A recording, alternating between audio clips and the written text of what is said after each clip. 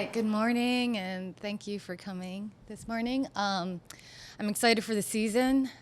We have like 18 days till our very first competition of the season, so it's here. So we're really excited. We have 9 returning All-Americans, 4 of them of which are defending national champions, and we've got 7 freshmen and 4 transfers that have been a great addition to the team. We've been so grateful for the opportunity and that we get to train every day in the brand new Goshki Wrestling Training Center. It's been nothing short of amazing. It's a top-notch facility, the best in the world. And yeah, our women enjoy it, I enjoy it, and I guess I'll welcome any questions. So. And then we do have mics, so if you could raise your hand, state your affiliation. Morning. You've quickly established Iowa as kind of the premier program now in the country, winning a national title the first year. The basic question, what do you do for an encore? For an encore? Oh, yeah. Well, it's Iowa, right? I'm grateful, we're grateful that Iowa has women's wrestling, and encore is, how can we continue to get better and do the same, I think nothing really changes in that regards is, I really try to have our women not think about the outcome. Yes, we want to win. That's definitely the goal. That's what we talk about is winning those matches at national duels, national championships. But at the end of the day, let's just get better at wrestling. So. Not every day that you bring in an Olympic medalist. What has Kennedy added to the room, and what was the process of kind of getting her here? Kennedy's awesome. Like I said, it's Iowa. She's always wanted, her and her sister were the first to come on a recruiting trip, right? And in the landscape of women's wrestling, how it's emerging sport, she went a different route for her first 2 years. She went to Arizona State. They don't have collegiate wrestling for women's wrestling. So she did the club route, and she really wanted to be part of a program, part of a women's team. She really liked watching what was going on here. And so that process was very, I don't know, it's, I wouldn't say easy, but it was easy in some regards. She's been great, she's been part of the team and got to know new people on the team that maybe she didn't know. She's been teammates with a few of our women that's already on the team. Reese Laramendi and Ava Bayless, they came from Wyoming Seminary together. And so it's been great, having her in the room. Eli McCowan, Des Moines Register. Last year, one of the things that I asked about at Media Day was last year you come into the program and it's you didn't have that person that had been in the program for 4 or 5 years as a brand new thing to be hey, this is where you go to this or to go do that, or have that leader in the room. And kind of talked about last year needing that next leader, who are those people going to be. But last year seemed like it was a collective effort from the group, and that it was a tight-knit group, and there maybe wasn't one person or 2 people. It was a collection. So what does that do for your program when you have a collection of people that kind of lead the charge more or less, and it's more of a unit rather than one person? That's a great question, Eli. I think really the first group who are currently juniors have really embraced this opportunity and now in their 3rd year to lead, our newcomers. I mean, we got 11 newcomers, and they've done a great job, wrapping their arms around the newcomers and bringing them along and showing them the way. The things that they had to figure out and learn for themselves, they're now being able to offer advice on tutors and who to reach out to and all the little things that I don't know about, and as being a student athlete. But yeah, I think that, when you have more leaders that see themselves not bigger than anyone else, it drives the whole program forward together, and it's a nice thing to watch. So. I guess just on the flip side of that question, you have a bunch of new freshmen coming in this year, and a lot of them I know throughout the year are talking with you guys, the coaching staff. Like there's a lot of them you put on a 5-year plan. Like you're going to be here for a bit to go through that process. But what have been your impressions of the freshmen so far, and who's kind of stood out amongst that group? Oh man, the freshmen are hungry. I definitely feel like they know our team, like who the upperclassmen are, or the sophomores and juniors. And they knew that coming in, and they wanted to be a part of a program where iron sharpens iron. You know, they wanted to be a part of the program regardless if they were the starter or not. But they weren't going to sit back. You know, they want to be the starter. You know, so they want to challenge. You know, knowing we've had 6 national champs and 12 All-Americans at that time. You know, so. It just levels up our room, really, and just challenges each other on a daily basis. So. I'm Jake Olson, Daily Iowan. You were talking about the earlier recruits that you've gotten in and the new faces that you've brought to the program, some of them being very, very regarded across the country. What does that say about you and the culture you've already brought to Iowa just 1 year in? Say it again, sorry. With all the new transfers and high recruits, what does that say about the culture that you've already established at Iowa with getting so many high recognized talent to come here after 1 year of establishing it?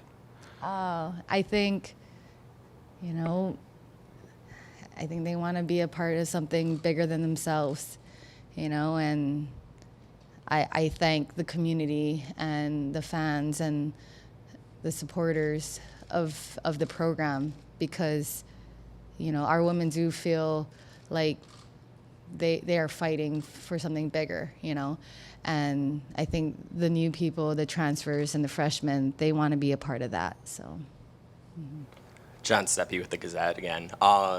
It seems like Lily left with somebody that we saw a lot of improvement from last year. Kind of how have you seen her continue to improve since then? Oh man, Lily is great, and she continues to improve because she wants to improve, right? She's that young woman that is just eager to learn, eager to grow, whether it's technically, tactically, mentally, emotionally, all of it, right? Just the conversations, and she's just going to continue to get better. She's now in a room with, getting training with Macy Kilty on a consistent basis. When you get an opportunity to wrestle with a world senior silver medalist, it's like you have no choice but to learn and grow. So. Tanner Lefevre, HawkeyeReport.com. You guys overcame a lot of serious and significant injuries to contributors during and before last season. I was curious, how's the overall health of the roster entering this year, and is there anybody that you expect to be limited or out as you guys start the season in a couple weeks? Yeah, so far, good, right? As far as good can be for injuries within our sport. We unfortunately won't have Nyla Valencia again this year. She suffered an injury this summer at a training camp training for U20 Pan Ams. And then Haley Ward is out this year as well. She got injured at national championships, this last college national championships this year. But overall, our team is ready to go, and we're excited. So. Owen Sebring with KGA, and last year, the times you got to be at Carver Hawkeye, I mean, there were so many fans here for you. I know I've seen you getting honored down on the football field. Just how much have you felt the support from this fan base in the university? Because there's a lot of places where a first-year program, maybe first-year women's wrestling, wouldn't get that kind of support. But how much do you feel the Hawkeye fan base in the school has really supported you guys this first year? Best in the world. That's all I gotta say. The best in the world. The fans are amazing. I don't know any other place where over 8,000 people come to watch women's wrestling at our first home dual meet, that, or a quad. That was special.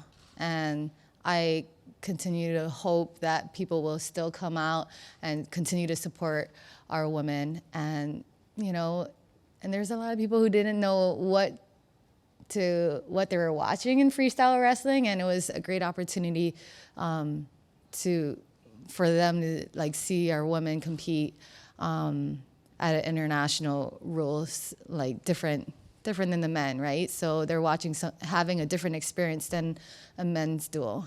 But yeah, I think the fans are the greatest right here at Iowa. So J.R. Ogden from the Gazette. What is the status right now of women's wrestling nationally? And does it really matter if there's a D1 or D2 or NAI next to their name? I think I don't know if, like you're saying, if it doesn't really matter if there's a D1, D2, or D3 next to the name of the institution. Are you saying? Or yeah, I think it just depends on the individual and what you're looking for. I think personally it matters for how the sport is growing. I would like to see more D1 programs. I would like to see more D1 programs at the Power 5 or Power 4 conferences, whatever we're saying these days. I'm not sure, but really just opportunity, right? If you meet our women, they are so grateful for the opportunities they get to be able to get prestigious education and high-level training and the support from the community at this level. It's like major differences between D1, and I came from an NAIA school, you know. But like, yeah, I think it does matter. I would love to see more D1 Power 5 conferences adding women's wrestling, because there are a lot of high-level wrestlers out there across the country, and now with possible roster caps, they're gonna wanna go somewhere where they can get a great education and compete at the highest levels. So. Tanner Lefevre, Hawkeye Report. You guys had a unique experience of bringing in the Ukrainian women's national team this time last year. I was curious, what did you like about how that experience kind of prepared your team for the season? And have you tried to replicate that in any way this year, obviously without the benefit of having the Ukrainians here with you guys? Yeah, absolutely. It was awesome having the Ukrainian women here. I mean, on that team, one of them eventually became an Olympic medalist, bronze medalist, and one made it to the bronze medal round. So that high level, right, opportunity that our women get to get their hands on, right? We don't have to travel overseas to get those international feels. But more importantly, it's the relationships we build with each other, right? That's the thing that I enjoyed about wrestling the most, is meeting people from all over, right? All over the country, all over the world, and building relationships and understanding, each other, right? Different cultures, right? Ukrainian, what they're going through. It wasn't easy for them, the Ukrainian team, to be here, but they were really grateful to be here. And what I mean was, obviously what's going on back home, is the hard part, of during their time trying to figure out their training plan leading into the Olympics. And I was grateful that they were able to come and stop here in Iowa City and train with our team. Right now, currently, we actually have a Canadian team here training with us this week. Coach Tanya Verbeek, her partner coaches at Brock University, and it's been a great week so far having them in the room. They've got a few people training for U23 Worlds and non-Olympic World Championships, just like we have a few on our team training for that. So it's a great opportunity to collaborate and work together and push each other, to get better, because at the end of the day, it's about those experiences and like working through those different challenges in different fields. So. What have you seen at 145, where you have Reese coming back as a national champion and now Macy coming in as well, and already out there as well? Yeah, no, it's been great. Like this is the last year we can have 15 at college nationals, and honestly, it's been great. When Reese was training for the U20 Worlds, Macy and Ella were there in individual practices to help Reese get better or get ready for the U20 World Championships.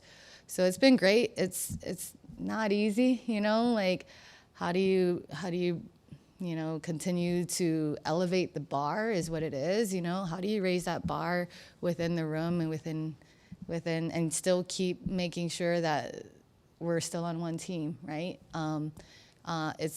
They've been great. They've been working well together, and I'm excited for the growth of both of them. So. One of the freshmen last year one of the freshmen coming in this year, I should say, Carly Brooks, had a really good summer in some of the international and national training tournaments. I guess, what have you seen out of her since she's been on campus, and what you kind of like about her as a wrestler? Oh, she's fun. Like her just athleticism and her agility, and she has a different style that maybe is different than a lot on our team. The way she moves, the way she competes. She's been great for our middleweights, lighter middleweights, as far as just getting that in our room. That's an area I feel like we can continue to develop those weight classes, and she brings a lot to fill in for that weight class. So, yeah. You mentioned U23s and non-Olympic Worlds coming up. What have you seen from the trio of athletes that you're going to be taking over there in a couple weeks, and specifically Kylie, who kind of made a debut on the senior level at a really early age, and now gets a chance to go back this year at 72 kilos? Yeah, I feel like Kylie's hungry. She her goal was Olympics and fell short of that, and she's hungry and eager to take this opportunity at U23s.